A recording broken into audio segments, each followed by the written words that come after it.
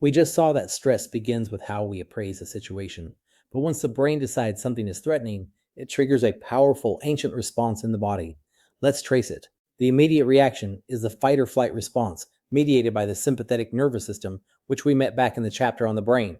In a flash, your heart pounds, your breathing quickens, blood rushes to your muscles, your senses sharpen, and your body floods with energy. This response is brilliantly designed for a short term physical emergency, escaping a predator.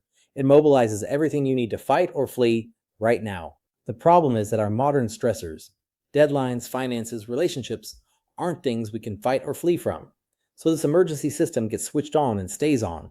Alongside the fast response runs a slower hormonal one through what's called the HPA axis, a chain running from the hypothalamus to the pituitary to the adrenal glands. The end product is the release of cortisol, the body's primary stress hormone. Cortisol is helpful in the short term, keeping energy available and dampening inflammation. But chronically elevated cortisol, from stress that never lets up, becomes genuinely harmful to the body.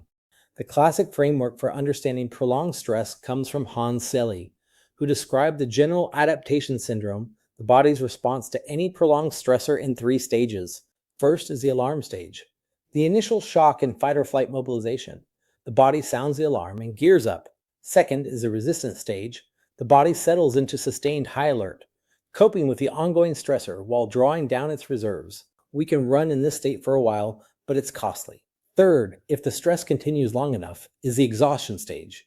The body's resources are depleted, resistance collapses, and we become vulnerable to illness, burnout, and breakdown. Selye's great insight was that the body responds to prolonged stress in much the same way regardless of the specific cause, and that staying in this mobilized state for too long carries a real physical price.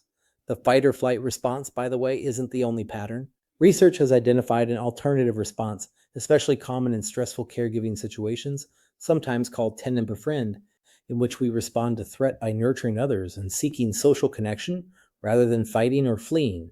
That points us towards something we'll return to, the protective power of relationships. For now, the lesson is clear. A system built for brief emergencies is being run continuously by modern life, and the bill comes due in the body. In the next segment, we'll look at exactly how chronic stress damages our health